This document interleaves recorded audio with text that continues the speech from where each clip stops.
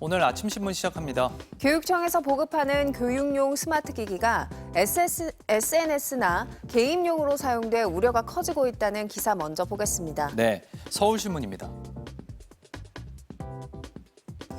교육용 태블릿 PC는 학습용으로만 이용하도록 설계돼 게임이나 US 사이트 등의 사용은 차단되는데요.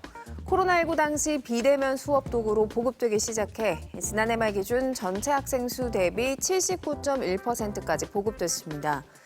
그런데 일부 학생들이 이를 초기화하거나 버전을 바꾸는 방식으로 통제를 무력화시켜 SNS나 유튜브를 보는 경우가 많다고 하는데요. 이미 아이들 사이에 교육용 태블릿 PC 뚫기 등의 제목으로 다양한 방법이 공유되고 있습니다.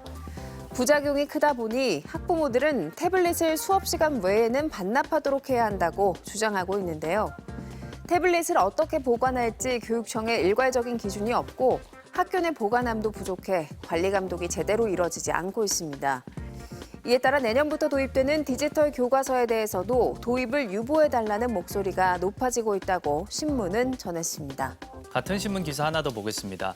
장기 기증 희망자는 늘고 있지만 의료 파업으로 장기 이식 수술 건수는 줄었다는 기사입니다. 1분기 장기 기증 희망 등록 건수가 최근 3년간 꾸준히 증가해 올해 2만 7천 건을 기록했는데요. 반면 지난 2월부터 5월까지 시행된 장기 이식 수술은 499건으로 전년 동기 대비 약 18% 감소했습니다. 특히 빅5 병원에선 지난해 대비 21% 이상 줄어 감소 추이가 두드러졌는데요. 의료 파업의 장기화가 원인으로 꼽힙니다. 장기 기증을 위해선 뇌사 환자 가족에 대한 의료인의 설득이 필요한데 의료 공백으로 이식 동의율이 감소했다는 겁니다. 장기 이식을 제때 받지 못해 대기 중에 사망하는 사례가 많은 만큼 환자들의 불안감이 커지고 있다고 신문은 전했습니다. 이어서 동아일보입니다.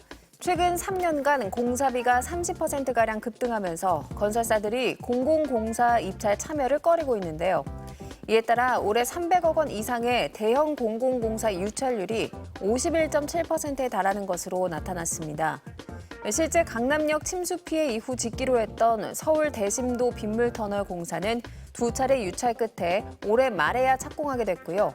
경기 시흥시에서는 지난해부터 추진한 서울대병원 건립이 4차례 유찰돼 주민들이 원정 진료를 다니고 있습니다. 이는 현재 공사비 산정 방식이 물가 상승분을 제대로 반영하지 못하고 있기 때문인데요.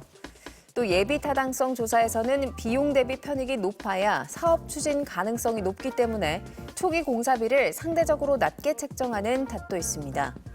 건설업계에서는 사업비 검증 절차를 강화해 적정 공사비를 산출해야 한다고 주장하고 있습니다. 다음은 지역신문 기사 살펴보겠습니다. 먼저 중도일보입니다. 2026년 개관할 예정이었던 국립현대미술관 대전관의 착공이 난항을 겪고 있다는 기사입니다. 근대문화유산인 옛 충남도청사를 활용하기 위해선 국가유산청의 문화재 현상 변경 심의를 받아야 하는데요. 훼손 우려로 국가유산청이 지난해 부결을 통보했고 이로 인해 착공이 1년가량 늦어진 겁니다. 교통영향평가와 대전시의 건축심의 등 행정 절차에 총 사업비가 500억 원을 넘길 가능성이 커 기획재정부와의 협의도 불가피한 상황입니다. 국현 관계자는 적극적으로 협의해 내년엔 착공하도록 노력하겠다고 밝혔습니다. 끝으로 경북 도민일보입니다. 지난 6월 말부터 이어진 극한호우 속에서 경상북도가 자체 주민대피 시스템으로 인명피해를 막았다는 기사입니다. 경북도는 올해 초 전국 최초로 위기관리대응센터와 재난대응 및 주민대피를 총괄하는 안전행정실을 신설했는데요. 이장님들의 경험과 전문가의 의견을 바탕으로 사전 대피가 유일한 방안이라고 확신해 12시간 사전 예보제와 위험시 대피하는 마을 순찰대를 구성했습니다. 장마가 시작된 이후에는 총 11회에 걸쳐서 2만 3천여 명의 마을 순찰대를 가동해 4,400여 명의 주민을 대피시키는 성과를 거뒀다고 합니다. 지금까지 오늘 아침 신문이었습니다.